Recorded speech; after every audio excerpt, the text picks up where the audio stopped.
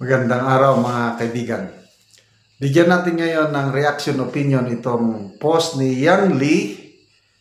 Isinare lang niya ang post ng ang balita ngayon. Sabi ni Yang Lee, di na private matters or oy. Ang balita ngayon ito, no comment. This is a private matter.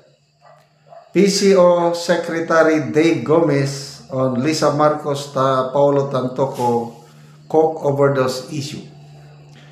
Bagong PCO Secretary Dave Gomez agad isinabak matapos tanungin sa isang live interview ng Net25 reporter Eden Santos tungkol sa mainit na issue kaugnay sa pagkamatay ni Juan Paulo Tantoco at ang di umano'y pagkakadawit ng pangalan ni First Lady Liza Raneta Marcos sa alleged leak police report mula sa Beverly Hills Police Department.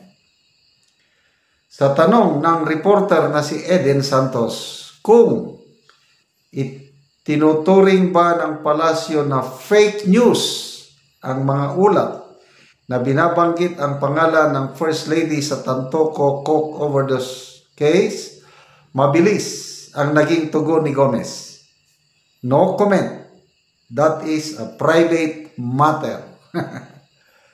Ang maikling tugon ni Gomez ay agad na naging viral online at question ng ilang netizens kung sapat bang rason ang privacy sa gitna ng mga dokumentong lumalabas at patuloy na isinasa publiko ng mga independent personalities gaya ni dating Ambassador Bobby Tiglao.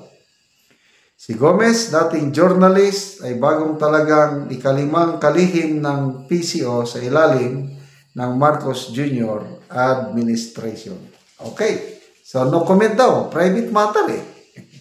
Magbasa lang tayo sa mga comments ha. Renos John, buti na lang panot na. Kasi kung hindi, mapapanot talaga ito sa mga tanong na di alam isasagot. Alan de la Vega, bakit no comments kayo? Asan si Madam Claire? O nga, ang daming naghahanap kay Auntie Claire. Elizabeth Soria, karma is real. Amor Laksamana, paano naging private? Nasa Facebook na lahat ang news comment nyo. Lang sir ang tinatanong, hindi yung case.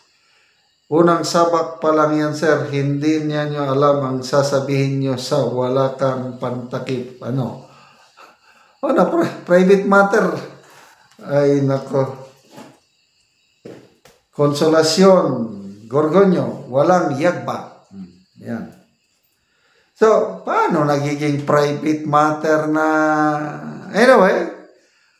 Unang sabak pa lang ng PCO, bagong PCO, wala na. To me, bagsak. Anong private matter? Private matter, ito. Pakinggan natin ang yung official statement ni Senator Amy Marcos. Baka mamaya, papatawag na ito ng Senate hearing pag sabi niyong private matter. Official statement.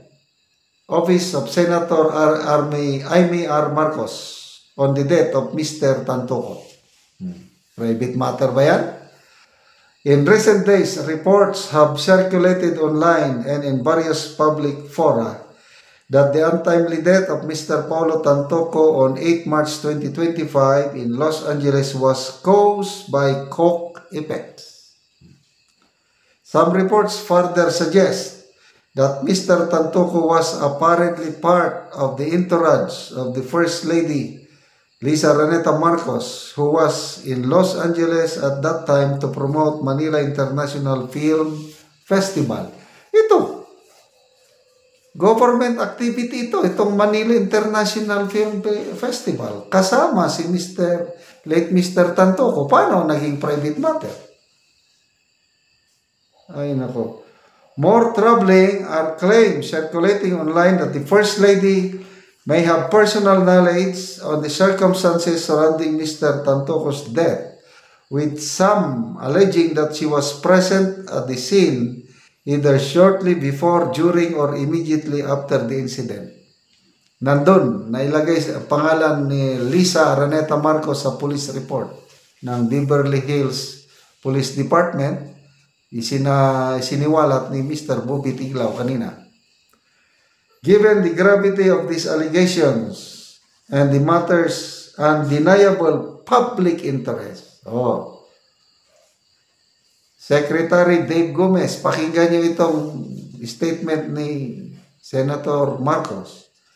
Given the gravity of these allegations and the matter's undeniable public interest, I urge Malacanang to issue a comprehensive report on the circumstances of Mr. Tantoco's death, including any involvement, direct or indirect, of the First Lady or other Philippine government officials. I also call for the clarification of the First Lady's whereabouts at the relevant time, as may be reflected in official records such as medical examiner's report, to dispel further speculations. Wala na. Hindi nyo na ito hindi nyo na ito kayang pagtakpan. Talagang kung sa sunog pa, wala na. Wildfire. So, nakakabingi ang katahimikan ni Auntie Claire. Ang daming naghahanap. Lalo na si Attorney Rowena Guanzon. Kanina pa naghintay. So, wala. Biglang tumahimik. Bakit kaya? So, salamat Senator Amy Marcos sa inyong pakikialam. Kayo lang ang senador na naglakas loob na magbigay ng official statement tungkol sa issue na ito, na pilit na sinasabi ng iba na wala daw tayong pakialam dahil private matter. Paano naging private na pera ng taong bayan ang ginastos sa biyahe nila? Kung sabihin nila may katunayan sila na pera nilang ginastos pagpunta doon, sige, tumahimik na kami. But hindi, pera ng taong bayan yan eh. Anong private matter? Kailangan namin ng kasagutan sa maraming tanong. Okay, salamat mga kaibigan sa inyong pagsubaybay sa ating channel. Nakakatulong kayo ng malaki sa Tribong Talandig ng Bukidnon dahil ang sweldo natin sa channel ito, pantulong natin sa tribo, namimigay tayo ng mga yero at pako para makapagpatayo ng mas maayos na tahanan ang Tribong Talandig. Panoorin niyo ang video na ito.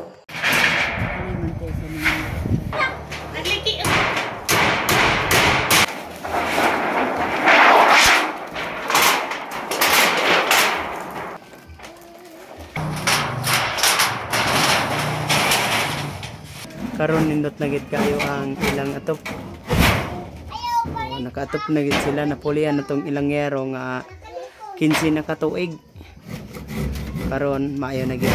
Una-una, magpasalamat ko sa Ginoo nga naikuan og sa nagtabang og sin kay nailisa na gid among sin nga dinagid mi maulanan. Pa nga magpadayon ang ilang pagtabang, daghan pa ang nanginahanglan. Salamat po. 10 years na ning ako balay. Oo. Ang akong anak dayon duha na kabuok. Dayon nga naman nga tungod aning kuan dugay na kaayo bago pa mo nakaatop og bago. Alang kay kanang kuan kung naatay kwarta, igo naman ipalit og pagkaon. Oo. Nya. Mora. Di yun makapalit og bago nga sin. Salamat kay sa naghatag. Pila day kabuk imong anak? Duha imong anak. Oo, so tanan na sila ga eskwela. Tanan na sila ga eskwela. Oo. So, salamat kayo. Sige, salamat pud kayo. Oo.